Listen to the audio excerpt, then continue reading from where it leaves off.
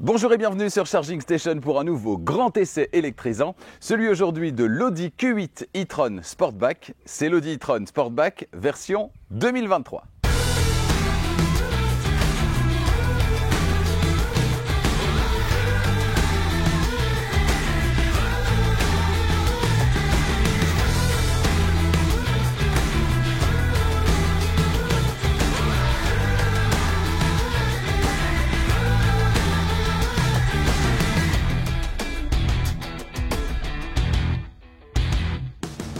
Cet essai vous est proposé par Arval, solution de leasing pour professionnels et particuliers, et Autoscout24, la plus grande plateforme en ligne de voitures neuves et d'occasion en Europe.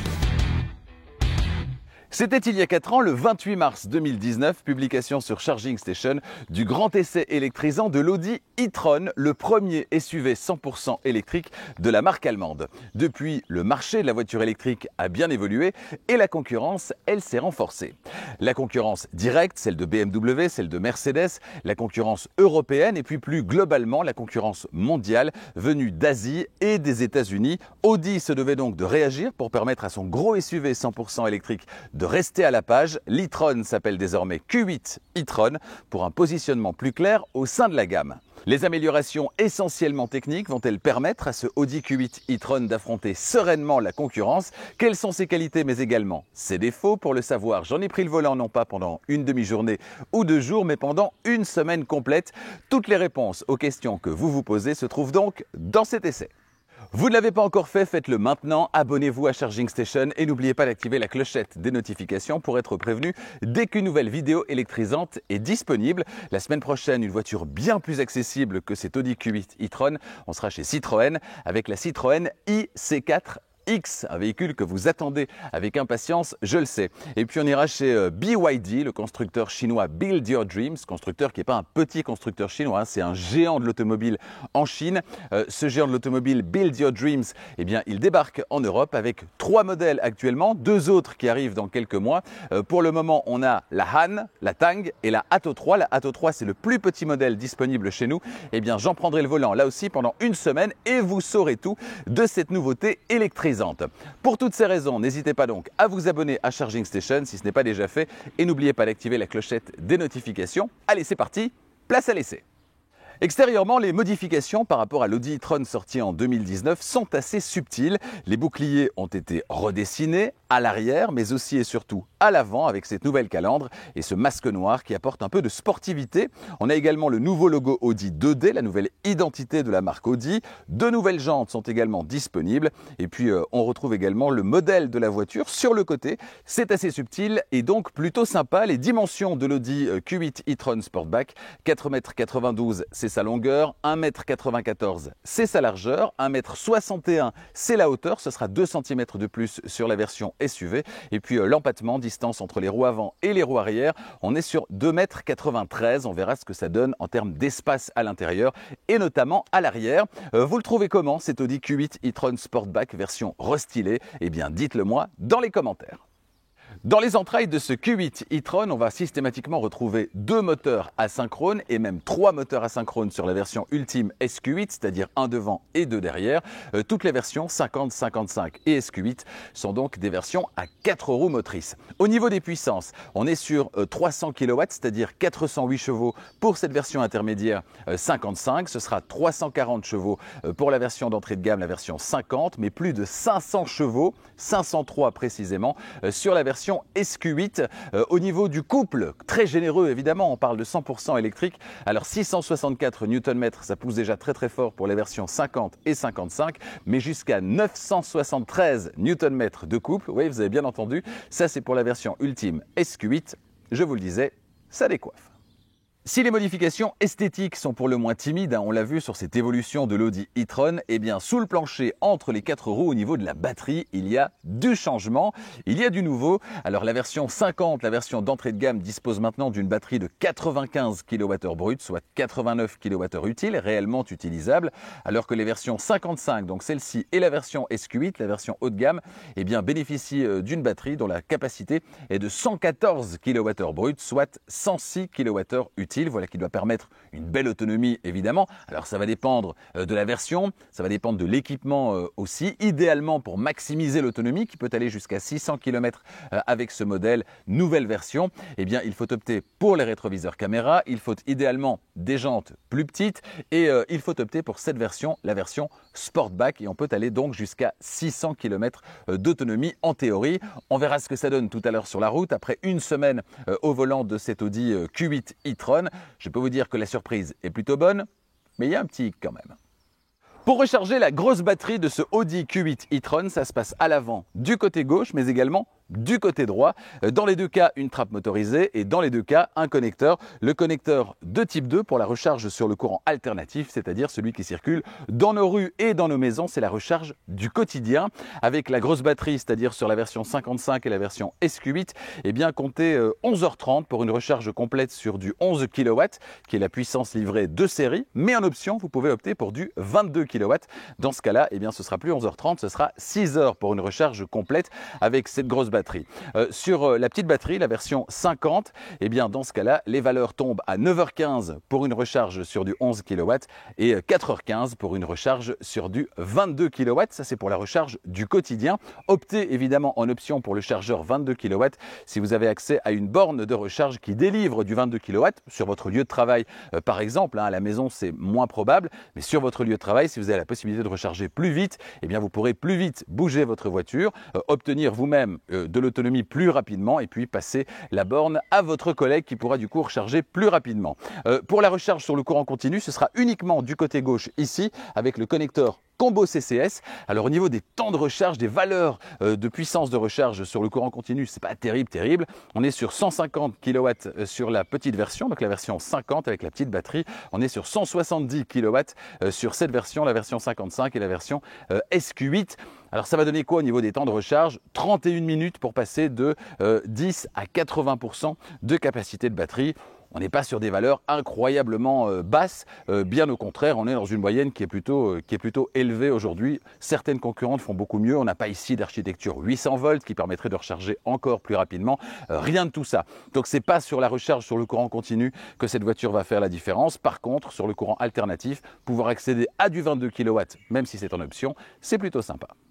Le volume de chargement dans cet Audi Q8 e-tron Sportback version coupée, il reste très généreux avec 569 litres de volume de chargement en configuration 5 places, c'est-à-dire avec la banquette arrière en place, et jusqu'à 1665 litres de volume de chargement avec la banquette arrière complètement rabattue en configuration 2 places. Alors au niveau des aspects pratiques, alors d'abord le seuil de chargement il est assez haut, mais le plancher il est assez haut également. Ça veut dire que quand vous mettez quelque chose dans le coffre, vous ne devez pas vous baisser et vous baisser pour le récupérer. C'est à hauteur d'homme et donc c'est plutôt agréable. Autre aspect pratique, eh bien, c'est l'espace dégagé immédiatement quand le haillon s'ouvre. Pourquoi? Eh bien, parce que la tablette, elle est en deux parties, vous le voyez. Une partie fixe ici, une partie fixe ici, qui se lève donc avec le haillon. C'est assez sympa. Volume de chargement confortable, on l'a dit, avec des petits filets partout, un petit filet à gauche, un autre à droite, avec donc deux alcôves à gauche et à droite. À droite, il y a même une prise 12 volts de type allume-cigare. Et puis, on a également, eh bien ici, sur le plancher du coffre, un filet avec 4 petits crochets d'arrimage, petit filet de maintien qui est extrêmement pratique lui aussi, hein, je vous le conseille. Vous allez faire 2-3 courses, vous glissez ça en dessous du filet, ça ne bouge pas. Filet que vous pouvez retirer d'ailleurs pour voir ce qui se passe en dessous. En dessous, il se passe quoi? Eh bien, il y a un volume de chargement supplémentaire qui n'est absolument pas négligeable, volume dans lequel on ne voit pas de câble de recharge. Mais où donc sont les câbles de recharge? Eh bien, ils sont à l'avant puisque vous le voyez, il y a un Frunk dans cette voiture, ce qui n'est pas toujours le cas à la concurrence. Frunk qui propose 62 litres de volume supplémentaire. Donc, je vous rappelle, les chiffres sont assez impressionnants, très confortables. 569 litres en configuration 5 places, 1665 litres en configuration 2 places et 62 litres supplémentaires avec le Frunk. Avant de m'installer au volant et de vous faire découvrir le tableau de bord de cet Audi Q8 e-tron version 2023, eh bien me voici installé sur la banquette arrière. Y est-on bien installé? Je vais vous dire que cette voiture, elle coche quasiment toutes les cases en la matière au niveau de l'espace ici à l'arrière. Pourquoi? Alors on a un toit ouvrant qui amène énormément de lumière à l'arrière. Hein, vous le savez, les toits ouvrants, généralement, c'est plutôt à l'arrière qu'on en profite plutôt qu'à l'avant. Au niveau de l'espace disponible, il est très généreux. Alors, il y a toujours un petit bémol. Soit, ok, c'est généreux au niveau des genoux, mais on a les genoux au niveau des oreilles parce que le plancher est assez haut. Soit, le plafond est trop bas. Ici, franchement, alors il y a un tout petit bémol. Je dirais que c'est si je me mets bien droit, effectivement, voilà, j'ai la tête qui touche le pavillon, mais est-ce qu'on roule comme ça? Non, on va plutôt se poser comme ça, assez chill, et dans ce cas-là, il n'y aura absolument pas de problème. Pour le reste, c'est que du positif. On a donc de la place au niveau des genoux. Cette voiture elle est équipée de la fonction de Easy Access, donc ça veut dire que quand on coupe le contact, le siège recule pour permettre de sortir et puis de rentrer la fois suivante plus facilement. Donc j'ai mis le contact et le siège avant, il a donc avancé à ma position de conduite, 1,90 m. Le siège est réglé comme pour moi. Et malgré tout, à l'arrière avec mon 1,90 m, eh bien, ça passe vraiment sans problème. Et pour une fois, ça n'arrive pas à chaque fois. J'ai les cuisses qui reposent sur la banquette, alors qu'en général, je voyage plutôt comme ça avec les genoux au niveau des oreilles et j'exagère à peine. Ici, rien de tout ça. Franchement, ça repose bien. J'ai de la place en dessous du siège avant, même réglé comme pour moi, pour glisser les pieds. Franchement, on est vraiment bien. On a cet accoudoir central ici avec deux porte-gobelets. C'est traditionnel. Ensuite, au niveau de l'arrière de la console centrale, on a un réglage bizone arrière. Donc, on a 4 zones de chauffage dans cette voiture, avec possibilité également, en partie inférieure, d'avoir toutes les connectiques, à savoir prise 12 volts de type allume-cigare, 2 prises USB-C. Et vous le voyez tout en dessous, on a un plancher qui est pas plat, mais qui est quasi plat. On a un petit tunnel central, mais qui est pas très haut et qui est assez large. Donc, ça restera assez confortable, même pour le passager central à l'arrière. Donc voilà, cette voiture, franchement, à l'arrière, si vous avez une grande famille, si vous avez 2 grands enfants, des grands adolescents et que vous cherchez un SUV qui soit extrêmement logeable à l'arrière, cet Audi Q8 e-tron en fait partie. Même en version Sportback, vous pouvez avoir le look à l'extérieur et quand même suffisamment d'espace à l'intérieur et notamment au niveau de la tête. C'est un très bon point donc dans cette voiture. Bienvenue à bord de cet Audi Q8 e-tron Sportback. Alors à part l'utilisation de matériaux recyclés pour fabriquer certains éléments, l'intérieur de cette voiture, il n'a absolument pas été modifié sur cette version remaniée. On retrouve donc cette ambiance typiquement Audi avec 3 écrans, écran instrument, écran d'infodivertissement et l'écran qui donne accès aux fonctions de chauffage et de climatisation. L'ensemble est bien assemblé, mais on va regretter quand même 2 choses.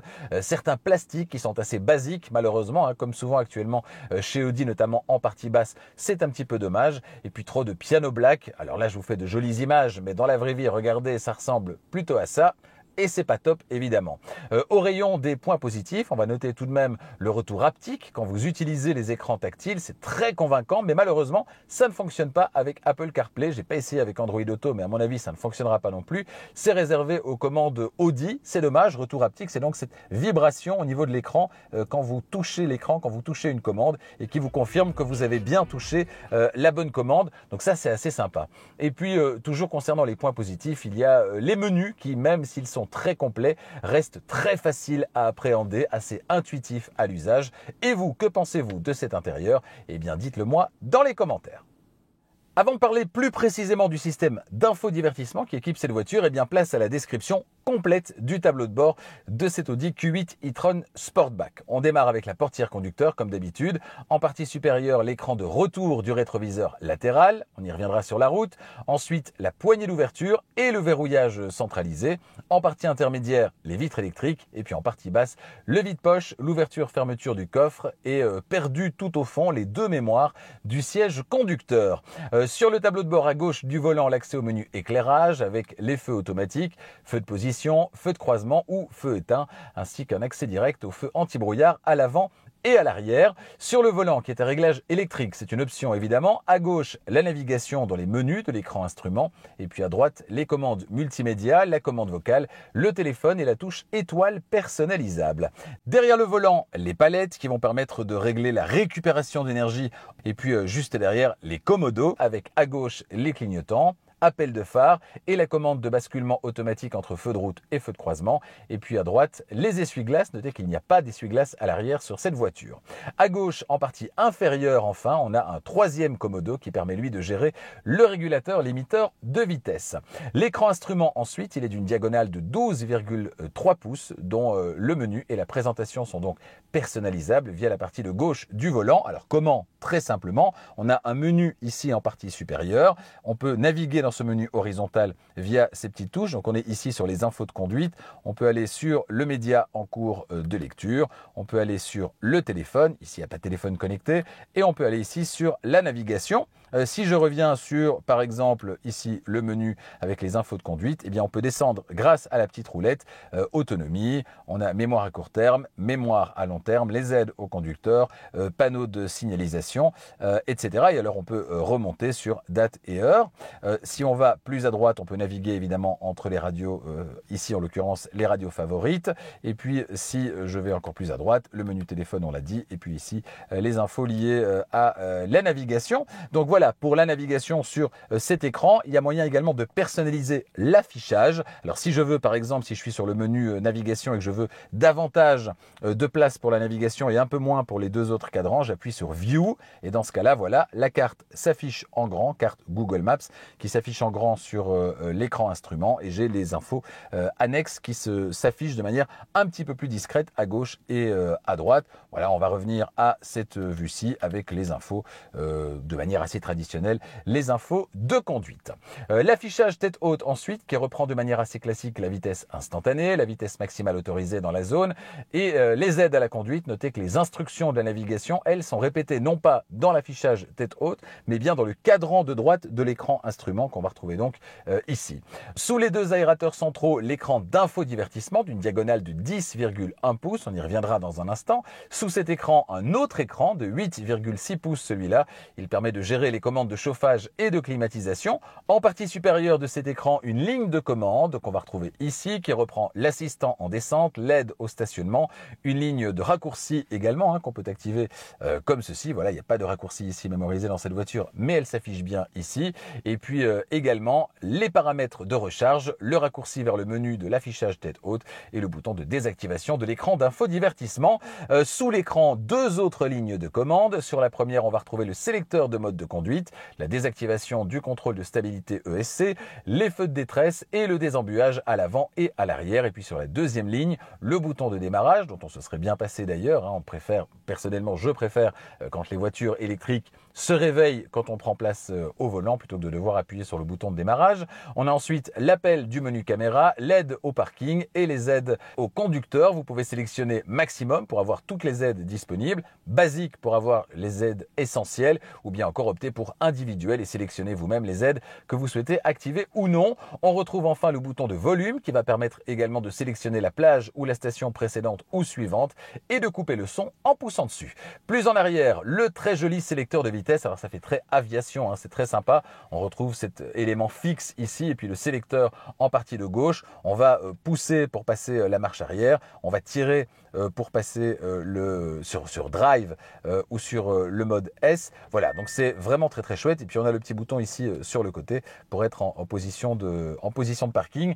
C'est très agréable à utiliser. Franchement, c'est quelque chose de différent qu'on n'a pas l'habitude de voir et ça fait plaisir. Entre les sièges avant, une prise 12 volts de type allume-cigare et puis du rangement pour votre smartphone tout d'abord qui sera positionné sur sa tranche. Il pourra être rechargé par induction. Et puis à droite, sous ce volet roulant, on va retrouver un autre espace de rangement qui peut lui accueillir un ou deux porte-gobelets qui sont donc repliables. À l'arrière de cette partie enfin, deux prises USB-C. Voilà qui nous amène à l'accoudoir qui est réglable en hauteur et renferme un tout petit espace de rangement. La boîte à gants, enfin, elle dispose d'un grand couvercle mais de contenance finalement assez limitée. Avant de parler du système d'infodivertissement, je voulais quand même parler de deux autres choses. Un, les caméras. Le menu caméra, il est disponible ici. Voilà, alors caméra dans cette voiture, on a une vue à 360 degrés, donc on a une vue classique, vue à 360 degrés et même une vue 3D, donc on peut circuler autour de la voiture. Je trouve que la définition est pas, voilà, la représentation de la voiture en tout cas est pas très très réaliste. On a connu plus réaliste, mais ça fait toujours plaisir, certainement quand on roule avec un engin aussi volumineux dans des espaces qui sont parfois extrêmement réduits. Donc c'est bien de pouvoir tourner autour de la voiture comme ceci. Voilà, je vais désactiver la vue 3D et alors ici on a ici possibilité d'agrandir ce menu. On peut avoir accès à toutes les caméras en mode zoom, en mode supérieur, etc., etc. Voilà, donc on peut vraiment avoir toutes les définitions possibles et imaginables. Ici, ce sont les deux côtés de la voiture vers l'avant et vers l'arrière. Voilà, il y a vraiment beaucoup de choix. On va revenir sur la vue traditionnelle, c'est-à-dire celle-ci. Et puis alors à droite, la vue également ici, la vue drone, hein, c'est-à-dire la vue du dessus de la voiture qui est toujours bien pratique. Et notamment quand on est dans une allée comme celle-ci, quand on doit reculer dans une allée comme celle-ci, on n'a pas le système comme chez BMW où la voiture va reproduire en marche arrière les derniers mètres ou dizaines de mètres parcourus en marche avant. Non, donc c'est bien utile d'avoir cette vue drone ainsi que la vue 3D extérieure, toujours bien utile également. Alors dernière chose dont je voulais vous parler et après on passe au système d'infodivertissement, ce sont les modes de conduite accessibles via le Drive Select. On en a vraiment beaucoup dans cette voiture grâce à la suspension pneumatique adaptative évidemment, hein, qui va permettre pas mal de choses. Alors on peut naviguer, vous le voyez tout en haut, on a le mode off-road pour sortir des sentiers battus, le mode all-road, histoire de sortir un petit peu plus encore des sentiers battus avec possibilité donc de relever la suspension. Le mode efficiency, histoire de privilégier l'autonomie au détriment des performances. On a le mode confort pour privilégier le confort dans cette voiture. Le mode auto qui sera le bon compromis hein, en termes de confort mais également d'autonomie dans cette voiture. Le mode dynamique, je vous fais pas un dessin à ce moment-là, toute la puissance est disponible. C'est sympa ces petits rails ici qu'on retrouve sur le côté, ces petits vibreurs. Et puis tout en dessous, le mode individuel qui sera celui que vous allez pouvoir personnaliser. La propulsion sera réglée sur économique, équilibrée ou sportive. La suspension sur confortable, équilibrée ou sportive. Et la direction sur confortable, équilibrée ou sportive. Voilà un Drive Select Audi qui est extrêmement complet dans cette voiture. Place maintenant à la description du système d'infodivertissement. Le système d'infodivertissement dans cet Audi Q8 e-tron, il est très intuitif. Ça veut dire quoi? Ça veut dire que là où vous imaginez qu'une commande se trouve, eh bien, elle se trouve effectivement à cet endroit. Il n'y a pas à chercher en fait où se trouvent les commandes. Elles tombent naturellement sous la main et ce qu'on va retrouver dans le système d'infodivertissement, eh bien, se trouve exactement là où on l'imagine. Donc, il n'y a pas de surprise et la surprise du coup, elle est plutôt bonne. Alors, on a ici à gauche un premier menu, petite maison qui va vous amener soit sur cet écran-ci avec 3 widgets, soit sur l'écran d'à côté, c'est-à-dire avec des menus plus traditionnels et on peut continuer. Voilà, on a ici accès direct à la radio, accès direct aux médias autres que la radio, accès ici au téléphone et accès ici à la navigation. On peut pousser sur le bouton d'ailleurs. Voilà, on se retrouve avec la navigation de Google. Notez que dans cette voiture, on dispose d'un planificateur d'itinéraire avec possibilité du coup de repérer les bornes de recharge, notamment une qui se trouve ici, vous le voyez. Ça, c'est toujours extrêmement pratique, notamment évidemment pour les très longs trajets. Donc ça, c'est pour le menu ici à gauche. On va revenir sur l'écran par défaut. On a un menu ici en haut également avec possibilité d'accéder aux réglages sonores. Ici, on a le menu avec les périphériques connectés. Ici, on a les réglages sur lesquels on se trouvait il y a un instant, qu'on peut accéder également via un autre endroit, je vous en reparle dans un instant. Et puis on a ici le profil, profil d'utilisateur, vous allez pouvoir ajouter autant de profils que vous le souhaitez dans cette voiture. Et ici à droite, toujours les infos liées à la connectique, notamment Bluetooth, ici le fait que le volume soit coupé, le profil, la connexion de la voiture et l'heure. Donc ici, on l'a dit, la radio, le téléphone et également possibilité d'activer la navigation. Alors vous le voyez ici, on peut évidemment changer les affectations et retrouver autre chose en fonction de ce qu'on veut retrouver à cet endroit-là. C'est 3 zones qui sont disponibles. Si on va à droite, donc radio, médias, téléphone, navigation, c'est ce qu'on retrouvait ici. Apple CarPlay, Android Auto, ça va s'afficher ici. Les réglages, voilà. On y était il y a un instant, réglages globaux, réglages liés à l'affichage et à la luminosité. C'est là qu'on va pouvoir régler notamment ce qu'on va retrouver notamment dans l'affichage tête haute, le Audi Virtual Cockpit, c'est-à-dire l'écran instrument, l'interface MMI donc ici avec la possibilité de faire plus sombre ou plus clair, les rétroviseurs extérieurs virtuels si la voiture en est équipée évidemment, avec vue ou pas des clignotants sur le retour intérieur dans la portière, vue du trottoir et éventuellement si vous le souhaitez également. Donc là, tout se règle ici. On a également, si je reviens ici, alors ça c'était les réglages, on a les infos réglages véhicule également. Pour la recharge, on peut rentrer dans le menu ici. On va se retrouver sur les réglages au niveau du niveau de charge de la batterie. Remarquez que Audi suggère, on va le descendre ici, une recharge à 80% pour préserver la capacité de la batterie dans le temps. On revient en arrière. Audi Drive Select, on en a parlé il y a un instant, à savoir eh bien, les modes de conduite. Ça, on va pas y revenir. Affichage du véhicule, on peut continuer à appuyer. Voilà, on peut gagner potentiellement 8 km si on supprime le climatiseur. On est ici sur 204 km restants avec la batterie chargée comme elle est. Et puis on a le mode range également qui va vous aider à maximiser l'autonomie en limitant la vitesse. Limitation qui peut être contournée en utilisant le kickdown évidemment. Si en situation d'urgence vous avez besoin d'accélérer, vous enfoncez l'accélérateur et donc ce verrou va sauter et vous pourrez récupérer la totalité de la puissance évidemment. Dans ce mode range, évidemment ce qui va consommer beaucoup c'est par exemple la climatisation, mais ces fonctions vont être restreintes, donc vous aurez moins de refroidissement en été ou moins de chauffage en hiver. On va revenir en arrière, on a ensuite l'assistant d'efficience, les sièges, climatiseurs, visibilité et éclairage, l'aide au stationnement également, les aides aux conducteurs, je vous en ai parlé tout à l'heure avec 3 niveaux, maximum, individuel ou basique, réglage et entretien ainsi que les favoris. On va revenir un petit peu en arrière. Dans éclairage et visibilité, il y a l'éclairage extérieur, les phares qui sont à commande automatique, alors soit activation anticipée, normale ou tardive, assistant de feu de route également, éclairage évidemment lors de la montée de la descente du véhicule, éclairage d'ambiance, capteur de pluie, etc. etc.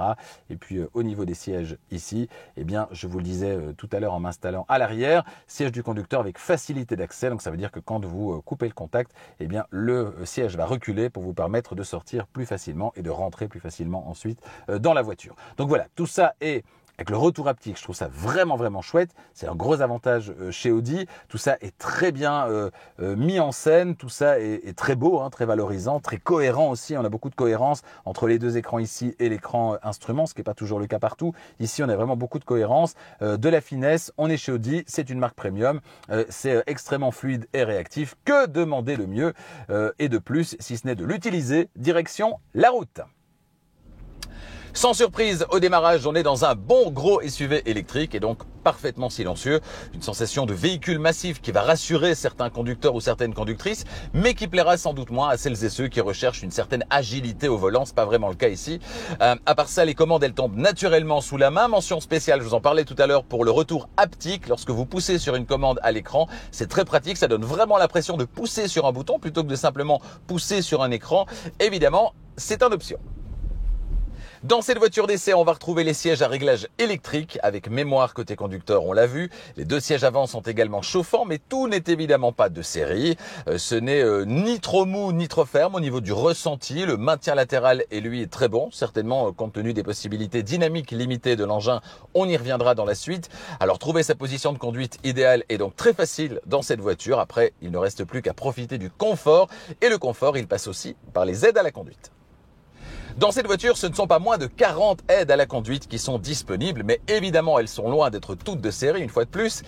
Parmi les plus utilisées au quotidien, le régulateur de vitesse adaptatif. Il fonctionne de manière particulièrement douce, ce qui est un vrai régal au quotidien. Le maintien au centre de la voie est lui aussi bien calibré dans cette voiture, ce qui va ajouter une dose de confort supplémentaire.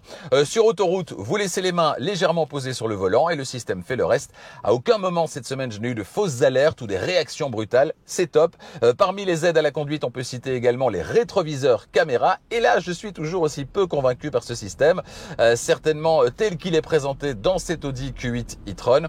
J'avais regretté déjà lors de l'essai précédent en 2019, un positionnement trop bas, un petit peu incohérent sur les portières, des retours des caméras. Certainement côté conducteur, on a l'impression d'être l'enfant puni de la famille qui va regarder la télé de biais et pas en face.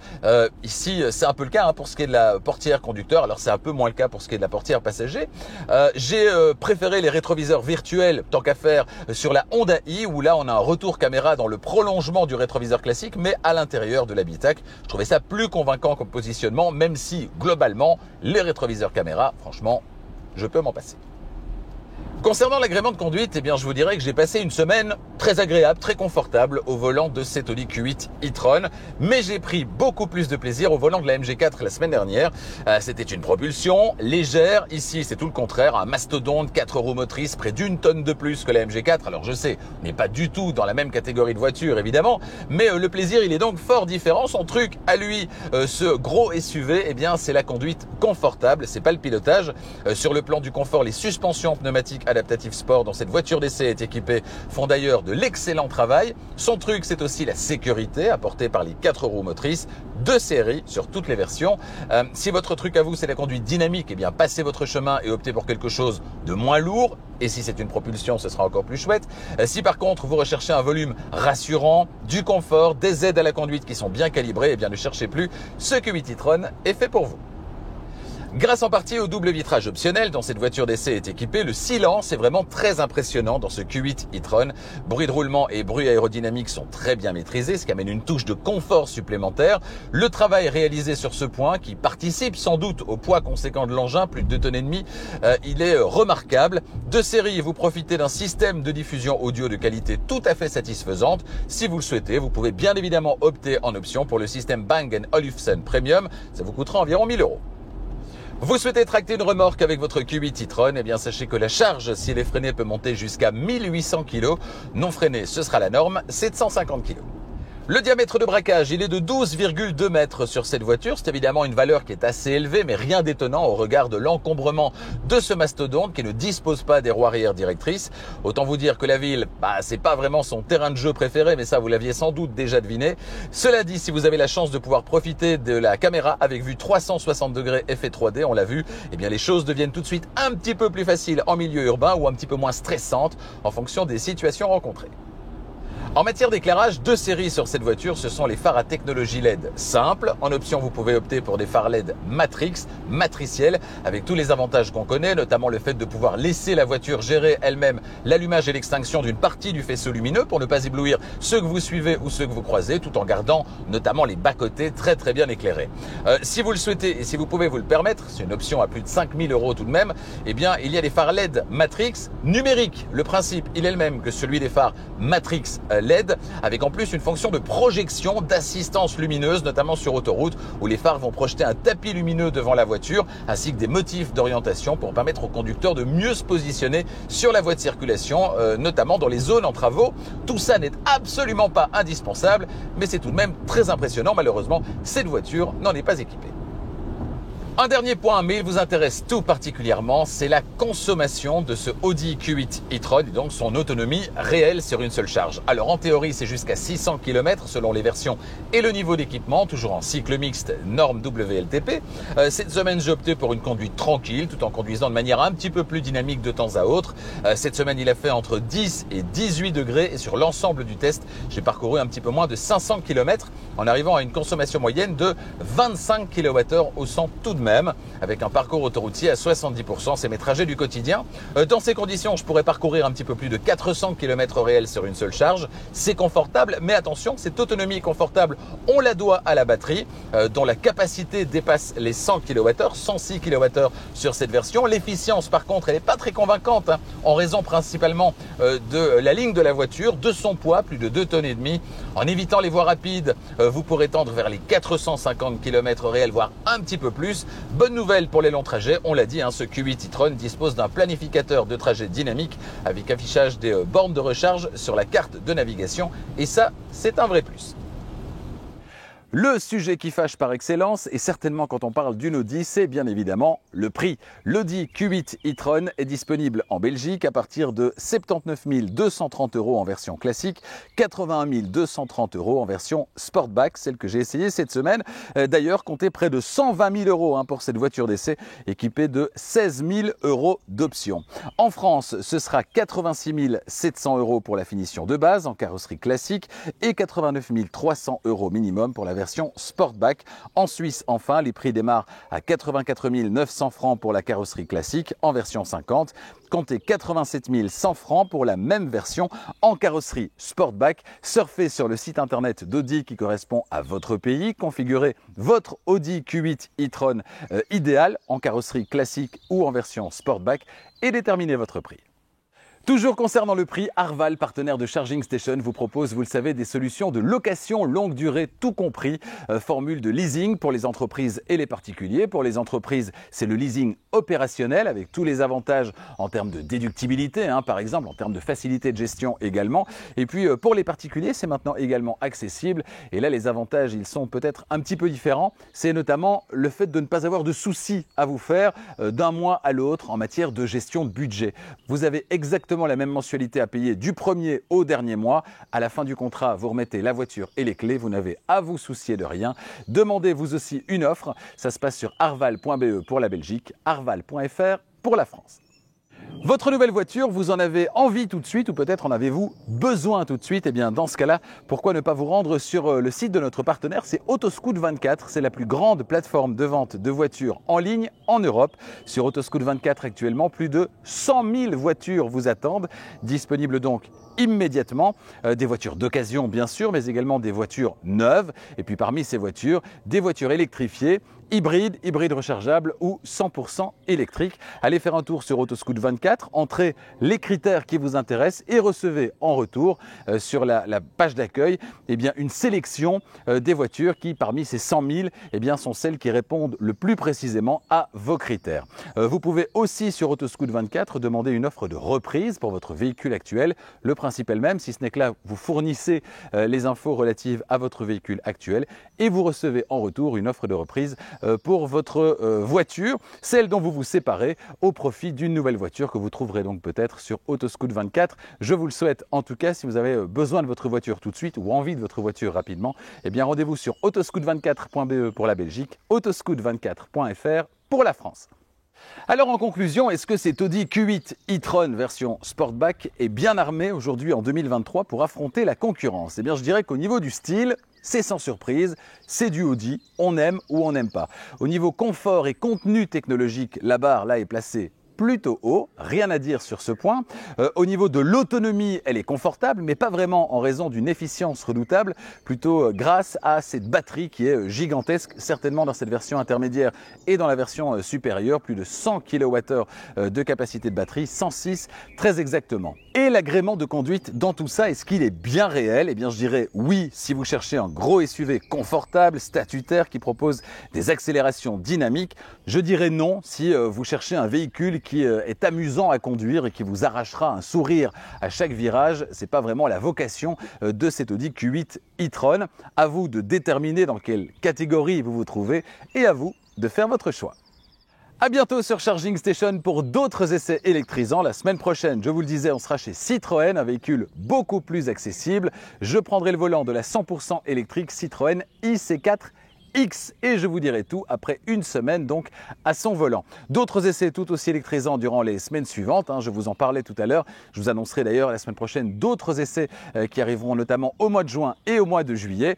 En attendant, n'hésitez pas à vous abonner à Charging Station si ce n'est pas déjà fait et n'oubliez pas d'activer la clochette des notifications pour être prévenu dès qu'une nouvelle vidéo électrisante est disponible. Alors le concours, je vous en parlais, le concours des 50 000 abonnés, il arrive dans quelques jours. Ça y est, la vidéo, vous allez la voir débarquer entre celle-ci et la suivante. Ça, c'est une promesse également avec un très beau cadeau à la clé. Restez bien là, fidèles à Charging Station comme vous l'êtes de plus en plus chaque jour et ça me fait vraiment plaisir.